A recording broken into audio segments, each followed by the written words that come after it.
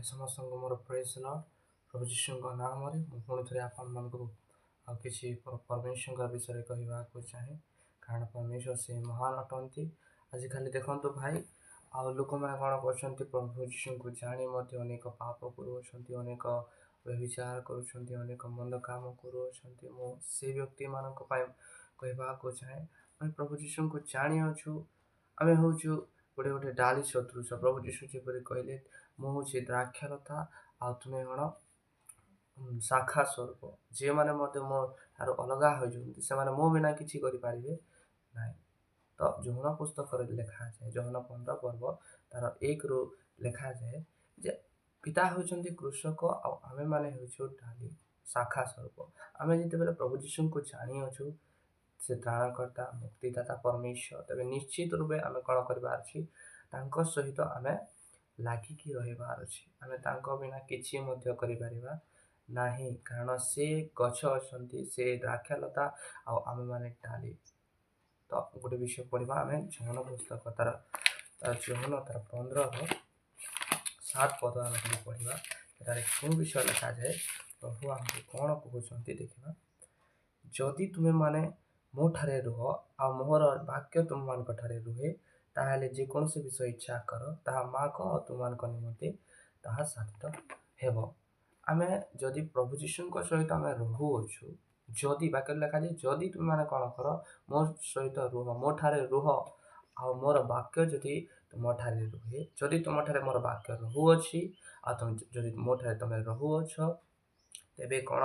कहते तुम जेकोसी विषय इच्छा कर ताहा माग और तुम निमंते ताहा साधित हेब। निश्चित रूपे आम जहाँ इच्छा करुचु आम जहाँ आवश्यक अच्छे आम जे कौन से आम छोट विषय इच्छा करूँ आम अर्थ हिसाब करूँ आम प्रभु को पैंट सार्ट मांगवाई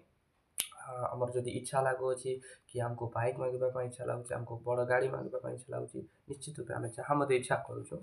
वाक्य कहे इच्छा करें केवल हेब ना आम मागिबार अच्छी आम जदि मागिबा परमेश्वर को से कौन करेंगे आमको देवे किंतु आम आवश्यक विषय को आमको कौन करवार परमेश्वर को मागिबार अच्छी किंतु यह केते बेले हेब जेते बेले आम कौन करवा प्रभु जीशु सहित लागिकी रहा मनुष्य जीवन आम मनुष्य अटू निश्चित रूपे आम जीवन में पाप आसब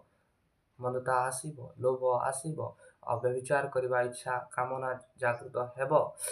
एमको कौन करवा प्रभु सहित आम जिते लागिक रहा आम प्रतिदिन जदि वाक्य पढ़ुवा आम प्रतिदिन प्रार्थना करुवा परमेश्वर सहित संयुक्त थिबा तेबे ता आसिले आमको पवित्र आत्मा कौन करेंगे गाइड करेंगे आम गोटे डाली जदि गोटे गछ सहित लगी रही से प्रचुर फल फल आदि से लागिक न रही फल फली पार ना मुझे कहवाक चाहे जो मैंने मत शुणुंट दयाकर परमेश्वर प्रभु जीशु सहित कौन कर लगी रुहतु आम समस्ते कौन करवा प्रभु जीशु सहित लागिक रहा अच्छी कारण आम मैंने हूँ शाखा आम बिना जगत कि ना हूँ आम सहित धन अच्छी संपत्ति अच्छी जमी बाड़ी अच्छी घर अच्छी पैसा अच्छी अनेक विषय अच्छी जगत किंतु मृत्यु है कौन से गोटे मनीष बाकर लिखा जाए से 70 अति 70 वर्ष बंचब खाई पीक 80 भी है 90 गला 100 भी गला किंतु शेष में तार मृत्यु एका अच्छी मला आम केवल से प्रभु जीशु निकट को पिता निकट को आम जा आम विचार ये जगत में बचापी आम सहित जदि लागिक रहा द्वारा जदि पाप होम अनेक थर आम भूल भी हो जाए थरे थरे आमको काण करवा अच्छी जे आम जाकि हठात आम काण करवा प्रभु जीशु निकट को जाकि पाप को क्षमा करवा पाप को स्वीकार करवा अच्छी आम जब पाप को स्वीकार करवा निश्चित रूप प्रभु कौन करेंगे क्षमा करेंगे कारण वाक्य कहे झील मैंने मत पाप स्वीकार करते से क्षमादाता परमेश्वर अटंती से क्षमा निश्चित रूपे देवी ये आमको कौन करवा आम जो पाप भी हो सहित लागिक रहा कि मुझे कहवाक चाहे आज दुनिया रे अनेक ख्रीष्टान भाई भौणी मैंने अनेक ख्रीष्टान परिवार माने अनेक पालक मैंने पालक मान दोष दौ ना